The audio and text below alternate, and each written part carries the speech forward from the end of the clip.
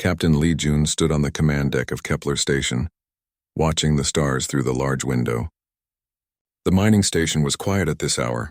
Most of the 15,000 people who lived here were asleep in their quarters. Lee Jun liked these peaceful moments. They reminded him why he had left his military career to protect these families.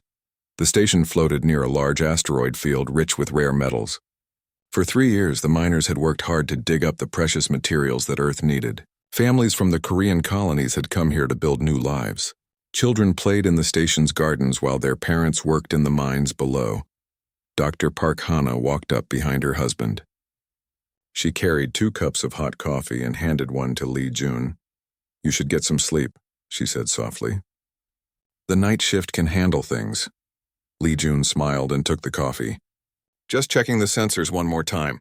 The outer edge scanners have been acting strange today." Hana worked as the station's head doctor. She had seen Lee Jun worry about small problems before. "Strange how?" she asked. "Nothing clear. Just some weird readings from the deep space sensors. Probably just space dust or old equipment." Lee Jun sipped his coffee and looked at the peaceful stars again.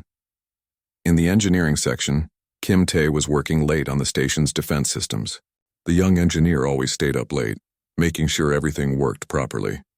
The station only had 12 old fighter ships and some defense guns. Not much protection, but enough to stop pirates or small raiders. Kim Tae frowned at his computer screen. The sensors were definitely picking up something unusual. The readings looked like ships moving toward them, but they were still very far away. Too far to be sure what they were. In the pilot quarters, Choi Yuna was teaching her squadron about new flight patterns. She led the station's 12 fighter pilots. They were good people, but their ships were old and slow compared to modern military fighters. Still, they practiced hard every day. "Remember," Yuna told her pilots, "we are the station's first line of defense. If trouble comes, we buy time for the civilians to get to safety." The pilots nodded. They all knew the risks of living on the edge of human space. Pirates sometimes attacked mining stations looking for easy money, but the Terran coalition military usually arrived quickly to help. Back on the command deck, the sensor alarm suddenly started beeping. Lee Jun quickly set down his coffee and ran to the main computer. The readings made his blood run cold. "That's impossible," he whispered. 200 large ships had just appeared on the sensors. They were moving toward Kepler Station at high speed. The computer identified them as Vorthak Empire warships. Lee Jun had seen those ship designs during his military service. The Vorthak were a powerful alien race that controlled many star systems. "Hana, get to the medical bay and prepare for emergency patients," Lee Jun said quickly. "Send out the evacuation alert. All civilians to the emergency shelters." Hana saw the fear in her husband's eyes. She kissed him quickly and ran toward the medical section. Throughout the station, alarm bells started ringing. Families woke up and grabbed emergency bags as they hurried to the safety areas deep inside the station. Kim Tae ran to the command deck when he heard the alarms. "Captain, what's happening?" he asked. "Vorthak fleet. 200 ships," Lee Jun said, his voice tight with worry. "Get our defenses ready. Call Choi Yuna and tell her to prepare the fighters." Kim Tae's face went pale. Everyone knew the Vorthak Empire was expanding into this part of space. The aliens were known for their brutal attacks on human colonies. They believed humans were weak and did not deserve to control any planets or space stations. Within minutes, Choi Yuna and her pilots were running to their fighters. The small ships launched from the station's hangar bay and formed a defensive line. Yuna knew their old fighters could not stop 200 enemy warships, but they would try anyway. On the enemy flagship, War Commander Thekmore looked at the small human station with disgust. The alien leader was tall and covered in dark scales. His species had conquered dozens of worlds, and they saw humans as nothing more than weak animals. "Humans," Thekmore said to his officers. "They build their little stations in our space and think they can keep what belongs to the Empire. Destroy their fighters first, then take the station. Kill any humans who resist." The Vorthak ships were massive and heavily armed. Each one was bigger than the entire human station. Their weapons could destroy planets if needed. Against 12 small fighters, the battle would be over quickly. Lee Jun watched the enemy fleet get closer. He tried to contact the Terran coalition military, but the aliens were jamming all communications. No distress signal could get through the electronic interference. "Sir," Kim Tae said quietly, "should we surrender? Maybe they will let the civilians live." Lee Jun shook his head. The Vorthak don't take prisoners. They see us as animals. We fight or everyone dies. The first wave of alien fighters appeared on the sensors, hundreds of them moving fast toward the station. Choi Yuna's voice came over the radio from her fighter. All pilots engage the enemy. Protect the station at all costs. The space battle began with bright flashes of laser fire. The human fighters moved quickly, trying to avoid the alien weapons. They managed to destroy several enemy ships, but more kept coming. The aliens had too many fighters and ships. Station defense guns fired at the approaching enemy fleet. The weapons hit several alien ships but barely damaged their thick armor. The Vorthak returned fire with massive energy beams that shook the entire station. In the medical bay, Dr. Park Hana prepared for wounded fighters and civilians. The station's lights flickered as enemy weapons hit the outer hull. She could hear the metal groaning under the attack. Lee Jun made a desperate decision. He activated the station's emergency beacon and sent a distress signal into deep space, hoping someone might hear it. The message was simple. This is Kepler Station. We are under attack by Vorthak forces. 15,000 civilians need immediate help. Please respond. The signal disappeared into the darkness of space. Lee Jun knew it would take weeks for any help to arrive if anyone even heard the message. The nearest military base was too far away. As more alien ships surrounded the station, Lee Jun prepared his people for the worst. They were alone against an enemy that wanted to destroy them all, but humans had survived worse odds before. They would fight until the end, protecting their families and their home among the stars. 3 days had passed since the Vorthak fleet arrived at Kepler Station. The beautiful mining station now looked like a broken shell. Burn marks covered the outer hull where alien weapons had hit. Several sections were completely destroyed, open to the cold vacuum of space. Captain Lee Jun stood in the emergency command center, deep inside the station's core. His uniform was torn and dirty. He had not slept in 2 days. Around him, his officers worked at damaged computers trying to keep the station's defenses running. Status report, Lee Jun said to Kim Tae. The young engineer looked exhausted. His hands were black with grease from working on broken systems. We have lost 60% of our defense guns. Life support is working in the core sections, but the outer rings are gone. 8,000 civilians are safe in the underground shelters. Lee Jun nodded. Half their people had made it to the asteroid mines below the station. The rocky tunnels provided good protection from alien weapons. But food and water were running low. In the medical bay, Dr. Park Hana worked on a wounded pilot. Choi Yuna's squadron had lost 6 fighters in the constant battles. The remaining pilots were tired and their ships were badly damaged, but they kept flying missions against the alien forces. How is Lieutenant Park doing? Hana asked her medical assistant. He will live, but his leg is badly burned. He cannot fly anymore, the assistant replied. Hana felt angry and sad. These were good people fighting to protect their families. The aliens showed no mercy. They killed anyone who tried to resist. Above them, Sergeant Kang Woo led the station's security forces in a desperate fight. The Vorthak had landed soldiers in the outer sections. The alien warriors were tall and strong, with advanced weapons and armor. Kang Woo's men only had basic rifles and protective gear. Fall back to checkpoint 7, Kang Woo shouted to his soldiers as alien weapons fire filled the corridor.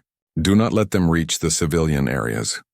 The human soldiers fired at the advancing aliens and then ran to the next offensive position. They could not win a direct fight, so they used hit-and-run tactics. Every minute they delayed the aliens was another minute for civilians to escape.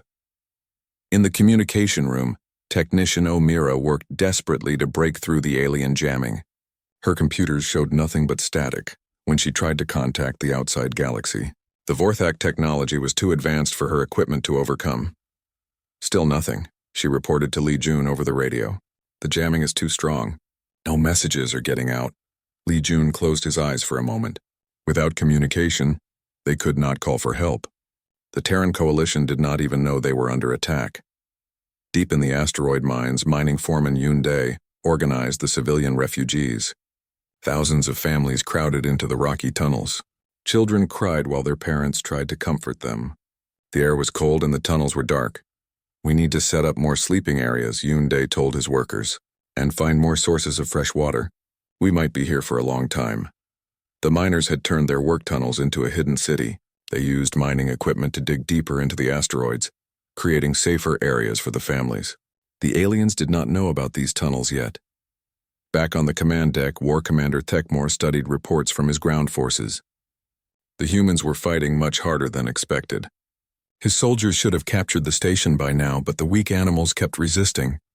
"These humans are more stubborn than I thought," Thekmore said to his officers.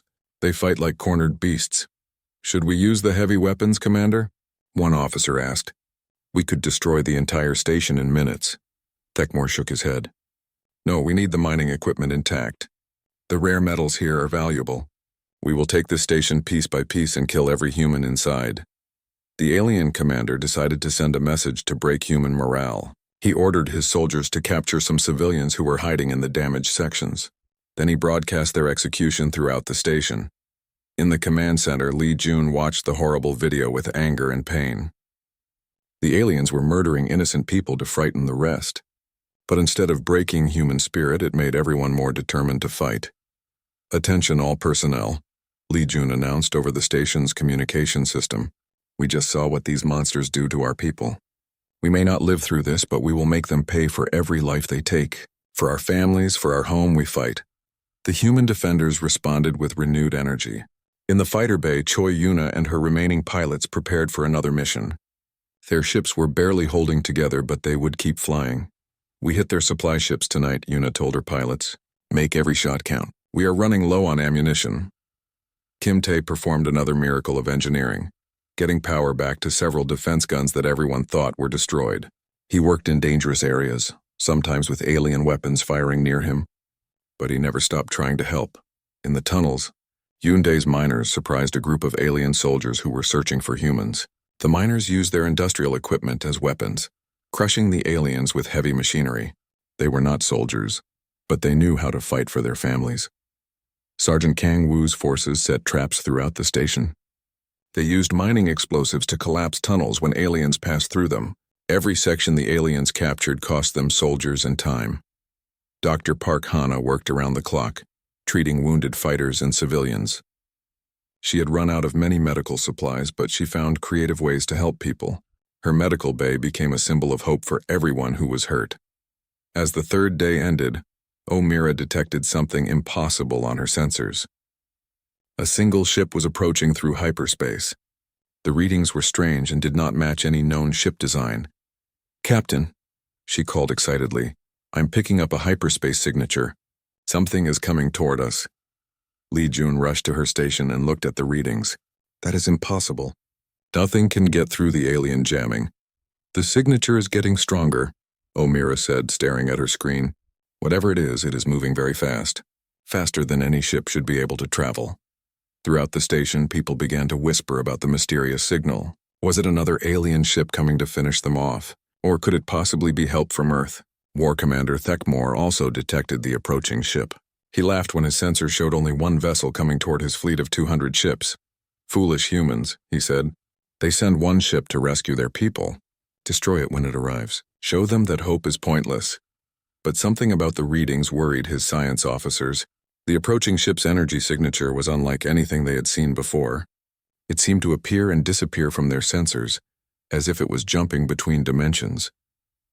In the command center, Lee Jun gathered his officers around the sensor display. The mysterious ship would arrive soon. Everyone held their breath, wondering what would happen next. The hyperspace distortion grew stronger by the hour. On Kepler Station, everyone watched their sensors with growing hope and fear. O'Meara checked her readings again and again, unable to believe what she was seeing. "The ship is definitely human," she reported to Captain Lee Jun. "But the energy signature is completely unknown. I have never seen anything like this." Lee Jun studied the data on his screen. The approaching vessel seemed to phase in and out of normal space. Sometimes it appeared on sensors. Sometimes it vanished completely. "No human technology could do that. How long until it arrives?" he asked. 20 minutes, sir," O'Meara replied. "But Captain, there is something else. The ship is broadcasting an identification signal. It says TCS Indomitable." Lee Jun's face went pale. During his military service, he had heard whispers about the Indomitable. It was supposed to be Earth's most advanced warship, built with secret technology. But 5 years ago, the ship had disappeared during a test mission. Everyone assumed it was destroyed. On the Vorthak flagship, War Commander Thekmor received reports about the approaching human vessel. His officers were confused by the strange sensor readings, but Thekmor was not worried. One ship against his entire fleet was suicide. Let it come, he told his bridge crew. We will destroy it quickly and show these humans that resistance is hopeless. Then we finished taking their station. The alien commander ordered most of his fleet to continue attacking Kepler Station. Only 20 ships would deal with the lone human vessel. It seemed like more than enough to handle one ship, no matter how advanced it might be. As the hyperspace distortion reached its peak, space itself seemed to tear open near the asteroid field. What emerged was unlike any ship the aliens had ever seen. The TCS Indomitable was sleek and dark, covered in strange patterns that seemed to move and shift. Energy flowed across its hull like living lightning. On the bridge of the Indomitable, Admiral Shin-Ho stood calmly as his ship entered normal space. He was an older man with gray hair and tired eyes. For 5 years, he had been testing experimental technology in the deepest parts of space, pushing the boundaries of what was possible. Tactical report, Shin-Ho said to his second-in-command. Captain Nam Sol studied her displays with cold precision. She was younger than the admiral, but her tactical skills were legendary among Earth's military. 200 Vorthak ships surrounding the station. They have landed ground forces and are attacking the civilian population. Weapons status? Shin-Ho asked. All systems operational, replied Weapons Officer Lim Jun. He was barely 30 years old, but he understood the ship's advanced weapons better than anyone else. Quantum shear cannons are charged and ready. Phase shift generators are online. Chief Engineer Bei-Ri monitored the ship's exotic systems from her station. The Indomitable used technology that seemed impossible even to its own crew. They had found it in ancient alien ruins and spent years learning how to use it safely. Admiral, Bei-Ri reported, all experimental systems are stable. We can engage the enemy at full power. Shin-Ho nodded and opened a communication channel to Kepler Station. His voice carried clearly through the alien jamming, using technology the Vorthak could not block. Kepler Station. This is Admiral Shin-Ho of the TCS Indomitable. We received your distress call. Hold your positions. Help has arrived. In the station's command center, Li Jun could hardly believe what he was hearing. Admiral Shin-Ho? But you are supposed to be dead. Not yet, Captain, Shin-Ho replied with a slight smile. We have been testing new weapons in deep space. Your message reached us and we came as fast as possible. Sir, there are 200 enemy ships out there, Li Jun warned. You should call for backup. Backup will not be necessary, Shin-Ho said calmly. We can handle this situation. On the Vorthak flagship, Thekmor watched the strange human ship with growing unease. His sensors could not get a proper reading on its weapons or defenses. The vessel seemed to exist in multiple dimensions at once. Attack formation, Thekmor ordered his 20 ships. Destroy that vessel immediately. The Vorthak ships moved toward the Indomitable, firing massive energy beams that could destroy normal warships instantly. But something impossible happened. The beams passed right through the human ship as if it was not there. Target is using some kind of phase technology, reported a Vorthak officer. Our weapons cannot hit it, Thekmor snarled in frustration. Impossible. No species has that kind of technology. On the Indomitable, Captain Nam Sol calmly tracked the enemy ships.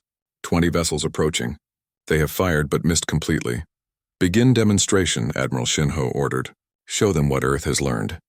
Lim Jun activated the ship's primary weapons. The quantum shear cannons did not fire energy beams or missiles. Instead, they created tears in space itself. Reality bent and twisted as the weapons charged. The first Vorthak ship simply ceased to exist. One moment it was there, the next it was gone. Not destroyed or damaged, but completely removed from existence. Its atoms were scattered across multiple dimensions. The remaining 19 ships tried to retreat, but the Indomitable moved with impossible speed. It appeared behind them, inside their formation, striking from angles that should not have been possible. Phase shift complete, Bei-Ri announced as the ship moved through space like a ghost. We are now operating in shifted space-time. Enemy weapons cannot touch us. Another Vorthak ship vanished as the quantum shear cannons fired again. Then another. The alien vessels tried desperately to hit the human ship, but their weapons passed harmlessly through it. On Kepler Station, everyone watched in amazement as the impossible battle unfolded. The single human ship was destroying an entire enemy squadron without taking any damage. How are they doing that? Kim Tae asked, staring at his sensors.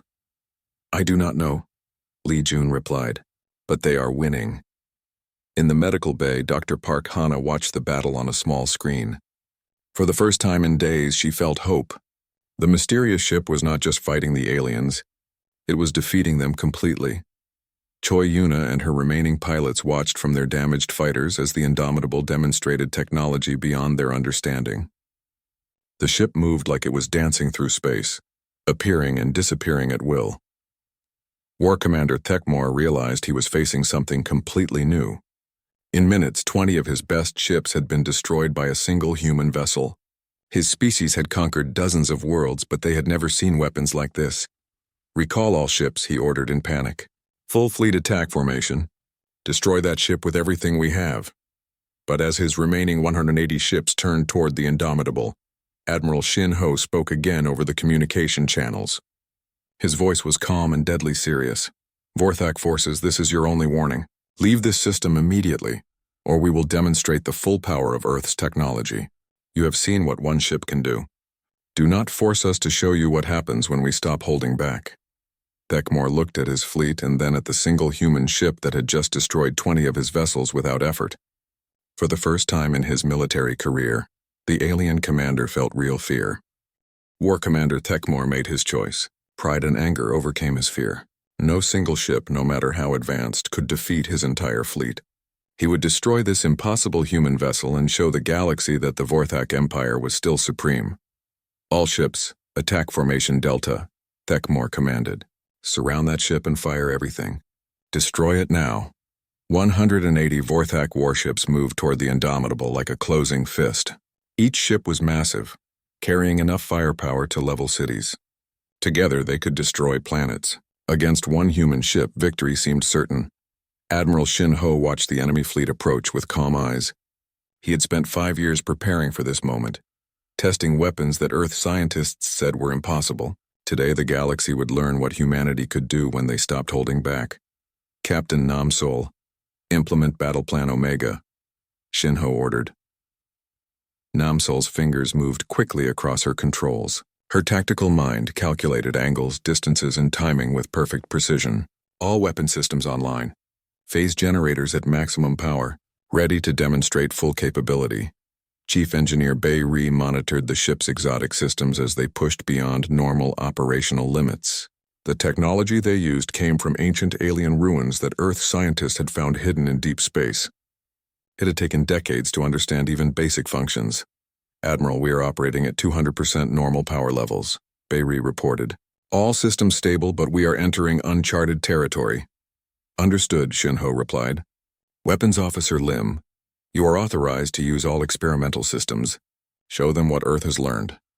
Lim Jun smiled as he activated weapons that existed more in theory than reality until this moment. Yes, sir. Beginning full demonstration. The battle that followed was not really a battle at all. It was a lesson in what happened when a peaceful species finally decided to fight back with everything they had. The Indomitable seemed to multiply as it engaged the enemy fleet. Phase shift technology allowed it to exist in several locations at once, striking from impossible angles. To the Vorthak, it looked like they were fighting dozens of ships instead of one.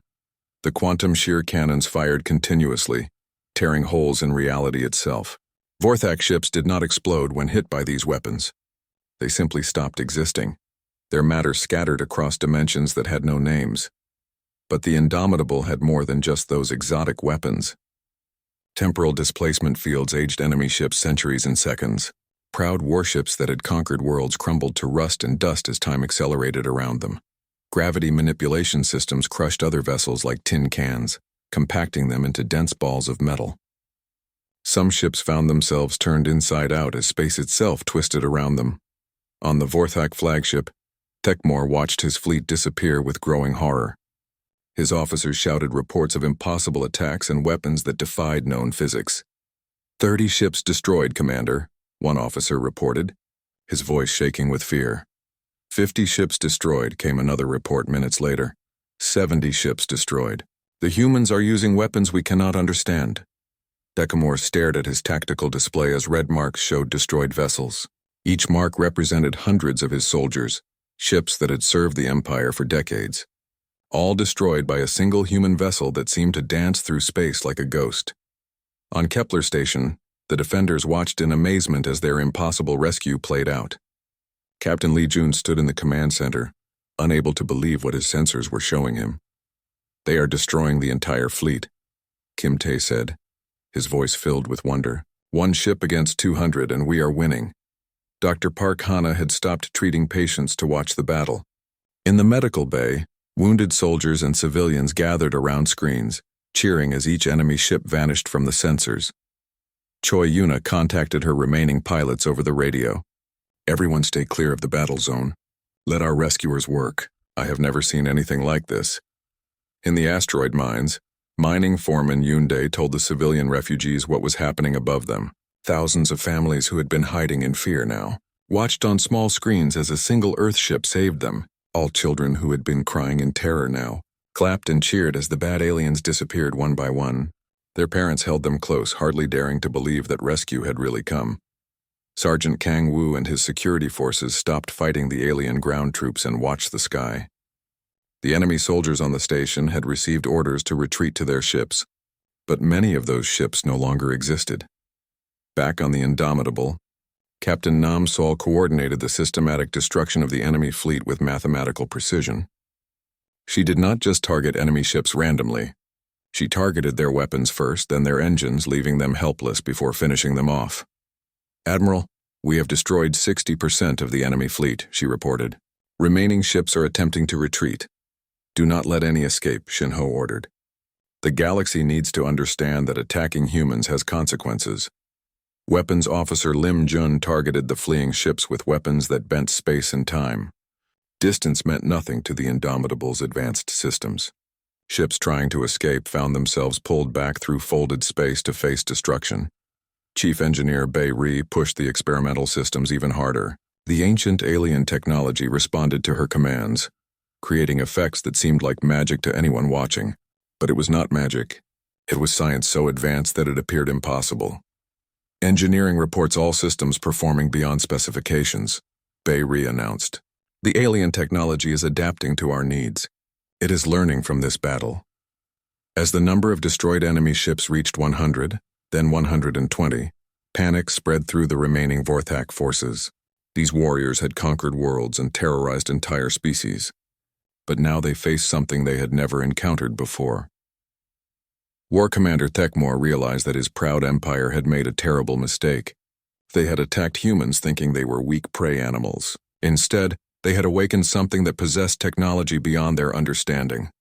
"Signal the remaining ships," Thekmore ordered with defeat heavy in his voice. "Prepare for emergency retreat. We cannot win this battle." But Admiral Shin-ho had other plans. The Indomitable moved to block the retreat routes, trapping the surviving enemy ships in the asteroid field. Space itself seemed to bend around the human vessel as it demonstrated complete control over the battlefield. "Vorthak Commander." Shin-ho's voice came over the communication channels. "You attacked innocent civilians. You murdered families who were just trying to build peaceful lives. Now you face the consequences. Earth remembers its children, and Earth protects its own." The last 50 Vorthak ships found themselves surrounded by spatial distortions they could not escape. The Indomitable had not just defeated them in battle. It had trapped them in a prison made of twisted space and time, waiting to deliver final judgment. War Commander Thekmore faced his final choice. His proud fleet was destroyed, his soldiers were dead, and his empire's reputation was shattered. Death in battle would be more honorable than returning home to face the shame of defeat. "All remaining ships," Thekmore announced to his 40 surviving vessels, "prepare for final attack. We will ram that cursed human ship and destroy it even if we die in the process." The last Vorthak warships turned toward the Indomitable, engines at full power. If they could not win through superior weapons and tactics, they would win through sacrifice and determination. 40 ships crashing into one target would surely destroy it. Admiral Shin-ho watched the desperate attack with sad eyes. He understood the alien commander's choice, but it would not change the outcome. The Indomitable's technology was beyond anything the galaxy had seen before. "Activate final defensive protocol," Shin-ho ordered calmly. Chief Engineer Bei Ri engaged systems that bent reality itself around their ship. The approaching Vorthak vessels struck spatial distortions that turned solid matter into harmless energy. The alien ships passed through the Indomitable like ghosts, emerging on the other side as clouds of metallic dust. Thekmore's flagship was the last to attempt the ramming attack. As his ship approached the human vessel, he saw something impossible. The Indomitable was not just one ship anymore. The space around it showed dozens of images, all slightly different, as if it existed in multiple realities at once. His ship struck the human vessel and simply ceased to exist, not destroyed by weapons or fire, but unmade at the atomic level. War Commander Thekmore's last thought was a prayer to his gods, asking forgiveness for leading his people against an enemy they could never have defeated. With the destruction of the final enemy ship, space around Kepler Station became quiet again. The asteroid field was filled with metallic dust and energy signatures from weapons that should not have existed. 200 alien warships had been reduced to nothing by a single human vessel. On the station, Captain Lee Jun opened a communication channel to their rescuers. "Admiral Shin Ho, this is Captain Lee Jun. On behalf of all 15,000 civilians on Kepler Station, thank you. You saved our lives. We received your distress call, Captain," Shin Ho replied. "Earth never abandons its children, no matter how far from home they might be." Lee Jun had so many questions he did not know where to start. "Sir, with respect, how did you do that? What kind of technology allows one ship to defeat an entire fleet?" Admiral Shin Ho was quiet for a moment before answering. "Captain, there are things about Earth's capabilities that very few people know. The Indomitable is not just an experimental ship. It is the prototype for humanity's new defense fleet." As Shin Ho spoke, more ships began appearing through hyperspace around Kepler Station. These were not warships, but rescue vessels and medical ships. They carried supplies, doctors, and engineers to help repair the damaged station. Dr. Park Hana watched from the medical bay as the first rescue ship docked with their station. Medical teams rushed aboard, carrying advanced equipment and supplies she had only dreamed of having. They immediately began helping her treat the wounded defenders and civilians. "Dr. Park," said the leader of the medical team, a woman named Dr. Han Su, "we have orders to evacuate all serious cases to our hospital ship. We also have an offer for you." "What kind of offer?" Hana asked. "Admiral Shin Ho has requested that you join the Indomitable's medical team. We are studying alien biology and developing new treatments for injuries caused by advanced weapons. Your experience here makes you valuable to our research." Hana looked around at her damaged medical bay, then at the wounded people who still needed her care. "I need to discuss this with my husband first." In the engineering section, Kim Tae was amazed by the repair teams that had arrived from Earth. They carried tools and equipment he had never seen before, and they seemed to understand technology far beyond what was supposed to exist. "Kim Tae," said the engineering team leader, a man named Lee Wan, "we have been watching your work during the siege. You performed miracles with damaged equipment. Earth's research division wants to offer you a position." "Doing what?" Kim Tae asked. "Reverse engineering captured alien technology. We need people who can make impossible repairs and understand how alien systems work. You proved you can do that under pressure." Similar offers were being made throughout the station. Choi Yuna was approached by a pilot from Earth's new fighter program. Her skills in combat and her ability to lead under pressure made her perfect for training other pilots on advanced aircraft. Sergeant Kang Woo received an offer to help train security forces on other human colonies. His defensive tactics during the siege had impressed Earth's military leaders. Even mining foreman Yoon Dae was offered a position helping to establish defensive positions on frontier colonies. His work organizing the civilian refugees had shown remarkable leadership skills. Admiral Shin Ho came aboard Kepler Station personally to meet with Captain Lee Jun. The two men sat in the damaged command center, looking out at the repair ships working to fix the station. "Captain, I want to offer you command of the new defensive platform we are building here," Shin Ho said. "Kepler Station will be rebuilt as a fortress, protecting this entire region of space." Lee Jun was honored but confused. "Sir, why are you telling me all this? Why reveal Earth's secret capabilities?" Shin Ho stood up and walked to the window, looking out at the stars. "Because the galaxy needs to know, Captain. For too long, other species have seen humans as weak. They attack our colonies because they think we cannot fight back effectively." "But we can fight back," Lee Jun said. thinking of the destroyed alien fleet. Yes, we can, Shinho agreed. The Indomitable is just the beginning. Earth has been secretly building a new fleet using technology we discovered in ancient alien ruins. Ships that can do things the galaxy has never seen before. Admiral Shinho activated a communication device that showed Li Jun something incredible. In orbit around Earth, dozens of ships identical to the Indomitable sat in construction facilities. Humanity's true fleet was nearly ready. We have been peaceful for so long that everyone forgot what humans are capable of when we decide to fight, Shinho explained. Today that changes. Word of what happened here will spread across the galaxy. Other species will learn that attacking human colonies has consequences. As repair work continued on Kepler Station, Admiral Shinho sent a message to Earth. Phase 1 complete. The galaxy now knows what we can do when we stop holding back. Recommend proceeding to Phase 2. The response came quickly from Earth Command. Understood, Admiral. Begin Phase 2. It is time for the galaxy to meet humanity's true strength. Over the following days, as Kepler Station was rebuilt and strengthened, the survivors learned more about Earth's secret preparations. The peaceful mining station would become a fortress, protected by weapons that could defend entire star systems. Children who had hidden in the asteroid tunnels now played in gardens that were guarded by technology beyond imagination. Families who had faced death now looked forward to futures protected by Earth's hidden strength.